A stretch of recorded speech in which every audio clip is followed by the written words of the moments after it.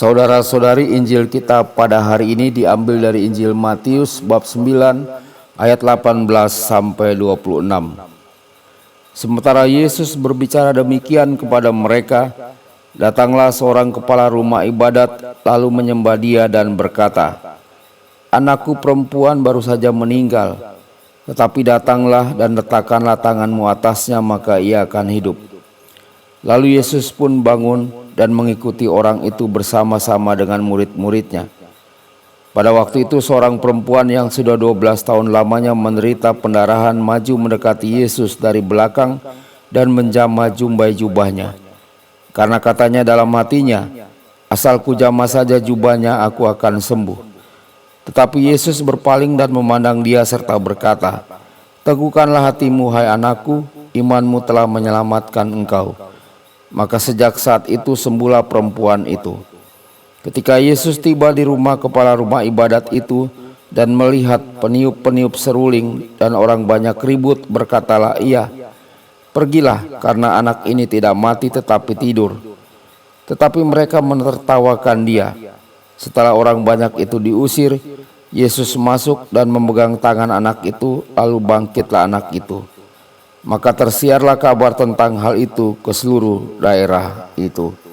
Demikianlah sabda Tuhan. Terpujilah Kristus.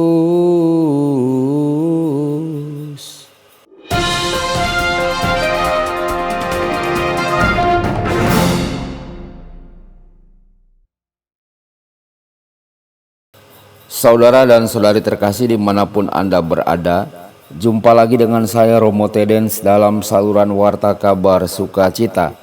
Semoga Anda semua dimanapun berada senantiasa dalam keadaan sehat dan bahagia. Kita mencatat bahwa iman pejabat menggerakkan Yesus untuk bertindak. Luar biasa, Anak Allah menunjukkan karya keselamatan karena adanya iman. Begitu sering kita melihat masalah di sekitar kita dan berharap Tuhan menyelesaikannya tanpa usaha dari kita. Tuhan mengetahui masalah kita lebih baik daripada kita. Namun terkadang Tuhan tidak bertindak sampai Tuhan melihat adanya iman di pihak kita. Saudara-saudari, pejabat dalam Injil hari ini menunjukkan keyakinan iman.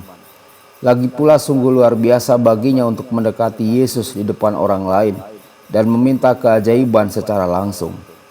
Saudara-saudari, apakah kita memiliki keyakinan iman seperti pejabat dalam Injil kali ini?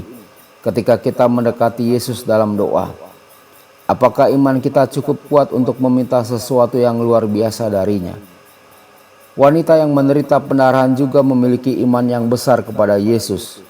Dalam kasusnya, wanita itu tidak mengungkapkannya dengan kata-kata. Sebaliknya, wanita mengungkapkannya dalam sebuah perbuatan dengan diam-diam menyentuh jubah Yesus. Iman semacam itu berbicara banyak. Ini membantu jika kata-kata kita digabungkan dengan tindakan.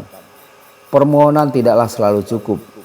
Kita harus berbuat, bergerak, meninggalkan zona nyaman kita untuk mendekati Yesus. Doa itu baik, tetapi doa diikuti tindakan atau perbuatan memberi Tuhan tanah yang lebih subur untuk berkarya. Saudara-saudari, bagaimana kita dapat melengkapi kehidupan doa kita? Di zaman Tuhan kita, tidak jarang ada pelayat yang hadir ketika seseorang meninggal. Komentar Yesus bahwa putri pejabat itu hanya tidur membawa cemoohan padanya. Siapa yang butuh pelayat jika wanita muda itu masih hidup? Kadang-kadang kita bisa menjadi seperti pelayat tersebut, pasrah pada kejahatan dan kematian di sekitar kita.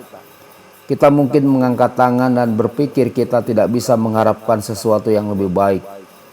Kita bahkan mungkin tergoda seperti para pelayat untuk mengabaikan kehadiran Tuhan kita yang meyakinkan.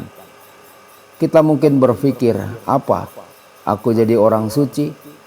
Atau aku dipanggil ke imamat atau hidup bakti?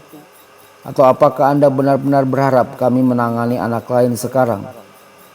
Beruntunglah bagi kita, Kristus tidak terpengaruh. Dia datang untuk membawa kita hidup, untuk memimpin kita keluar dari dosa, untuk membuat kita lebih murah hati. Singkatnya, Kristus datang untuk memanggil kita menuju kekudusan. Tuhan Yesus memberkati dan menyertai Anda semua. Sabda Allah adalah kebenaran.